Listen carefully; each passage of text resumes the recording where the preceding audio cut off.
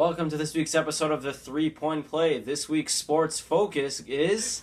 USA!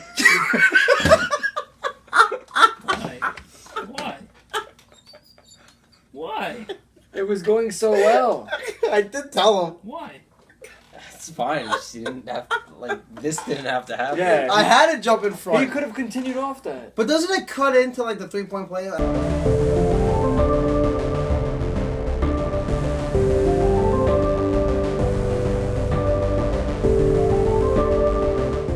Welcome to this week's episode of the 3-Point Play. This week's sports focus, going home with the goal. Team USA Basketball has defeated Serbia in the final round by a whopping 30-point spread, giving them their third gold medal in a row since that terrible 2004 evening. To the left of me, I always have the amazing Aaron, and to the right, the legendary Jordan. Guys, USA Basketball, how do we feel? Aaron? USA won again, carrying the dominance all for the past several years. Yeah. Which is always, typical nowadays. But they didn't meet the extraordinary expectations where it's a whopping 30-point spread every night. They had 3 games in a row. It was just a winning by 3 points. So that there was were some tough taken nights back. for sure.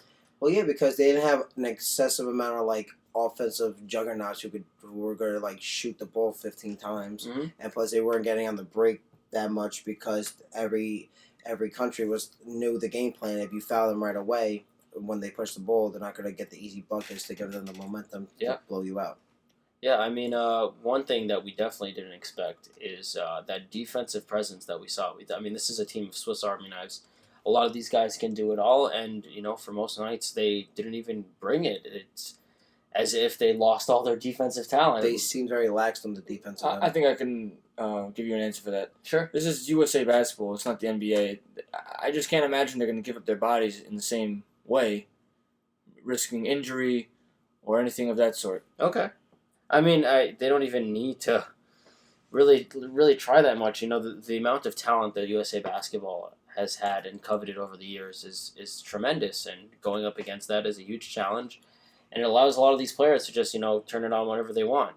But how did you feel overall, Jordan, with expectations, how you thought Team USA played? Well, when it actually mattered, they put up the 30-point deficit. That's for sure. That's when they put their hearts out onto the court. Yeah.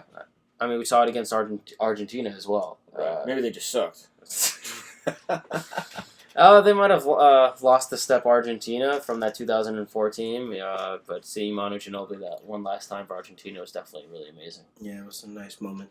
Now, going on to future USA basketball teams, Bill Simmons actually came out and gave a very interesting take that maybe USA basketball should move to an under 25 or 25 and under rule where people in their prime don't necessarily get to play, but they get to play as they're younger. Aaron, what are your thoughts on that? Well, every other country plays with everyone in their prime. Why can't the USA team play it like that also? That's true. Just meet the age of every European team. Yeah, but we also have to look at from a NBA's perspective. As a brand, you're having your prime players put their hearts on the line. Jordan did allude to that they might not be giving it their 100%, but there is always a chance for a Paul George situation in which they don't necessarily give it all out, but something, extenuating circumstances, and they're out for a season. But that could happen with every other country as well. Yeah. It's just so unfortunate it happened with Team USA a couple of years ago. But all the more reason, a lot of the stars for Team USA are in the USA. So is it worth risking that? Risking a Kevin Durant, risking a Carmelo Anthony? Jordan, what do you think about that? Let me tell you a problem with what that can bring up. If you start bringing players who are under 25. All right. Bill Simmons, take notes. USA might win. I don't think they would. With a team of, let's say, Karl Anthony Towns and, I don't know. You don't think a team of under 25s would win it all? They might, but I don't know. I don't think they would necessarily. Here's what would happen in that case. You see, the rest of the world looks up to the USA and the NBA for basketball. Yeah. That's where a lot of people internationally watch the NBA. Sure. When's the last time you turned on your TV? You're like, hey, let me go watch some Russian basketball right now. Let me go watch some Latvian basketball. Porzingis was there. I mean, it's worth it now. It's not you're gonna lose that market, that international Okay. market.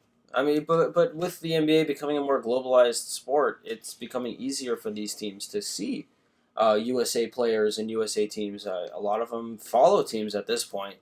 Aaron, what do you think? Is this something that we should really be worrying about? Do you really think this under 25 team can't demolish the USA the I don't FIBA league? think they would demolish. They would have that they wouldn't have like a higher chance of winning. Okay. But I would still give them the benefit of the doubt of winning majority of the games. Whether they lose a couple of games, as long as in the tournament round is fine. Mm-hmm.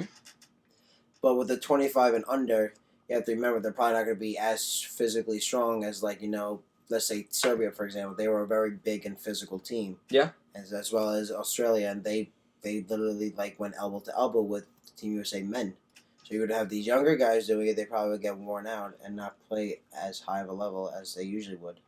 But isn't that something also that we kind of want our players to be able to see, that there is that grit, really get those young players into the fire, see what it is to play against professional athletes? Wouldn't that help, Jordan? What do you think?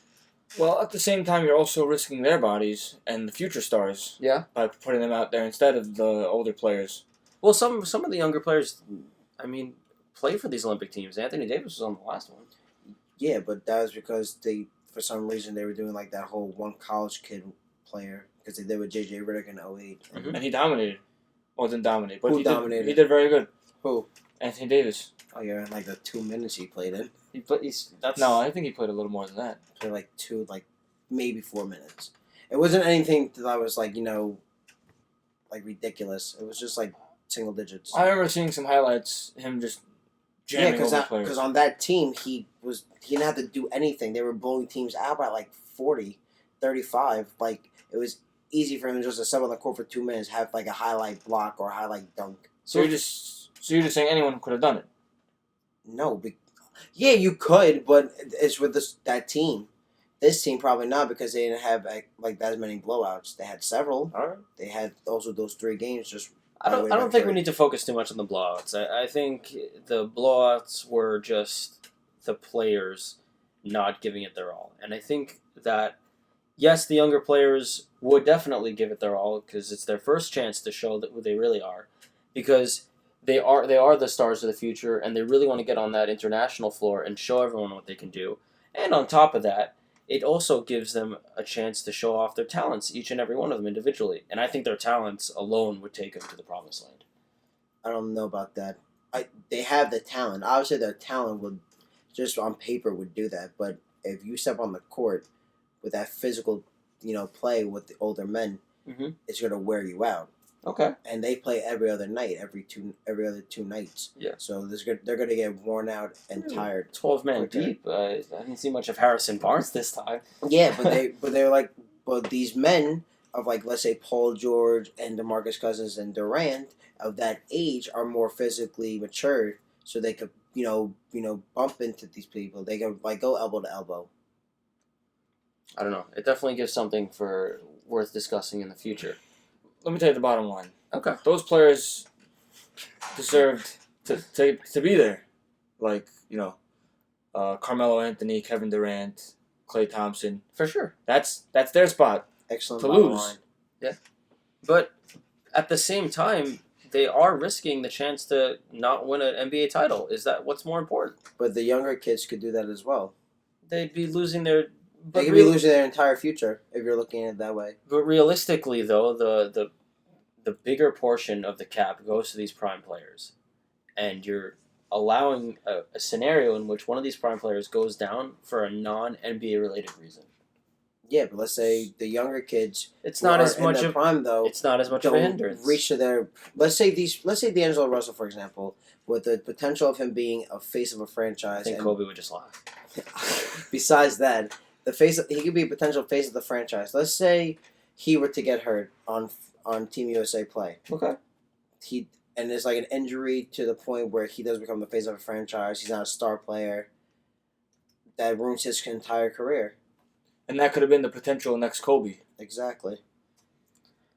Well, that's definitely a hot take from Jordan. Jordan logic right there. Hashtag Jordan logic. But Kevin Durant, at the same time, he could lose it. And then what do the Golden State Warriors have? They still have. That's okay. Fine. I picked a bad scenario. I Then mean, they still have a nice roster. all right. Let's look at the New York Knicks, for example, or the Toronto Raptors. What if DeMar or Kyle Lowry went down? That's huge. Then you rebuild. So now they have to rebuild for something that isn't related. Well, to Toronto NBA isn't basketball. going far anyways. They Reached their ceiling. That's not for What you to does that mean? decide. They're gonna go down? They're not gonna go down for 7 years. Paul George was that one exception where he broke his ankle, or I don't know, broke his leg in 3 different places, and was out for an entire season. That's very rare. Some say he's actually coming back better than ever. Okay, so you're just once again letting it be. Just let it be. Yeah, let it be. If you want to go by your standards, you just put everyone from the D League on a USA team, and let's lose by 30. That team would still win. No. That team would still win. Bryce I'm Cotton, sorry. starting point guard. Actually, I like him. Jordan Logic. Oh, well, this topic leaves a lot to be desired, and I think we'll come back to it from some point down the road. That's for sure. 2020 when LeBron comes. Oh yeah, playing for Greg Popovich in Tokyo. I'd love to see what that's like. Yeah. We'll get there, and we'll feel old as hell. Yep. Anyways, thank you for watching, everyone. As always, like, subscribe, follow us on Twitter, and the question goes out to you as well. Do you think there should be an under 25 rule as part of USA basketball? Thank you. Have a good night.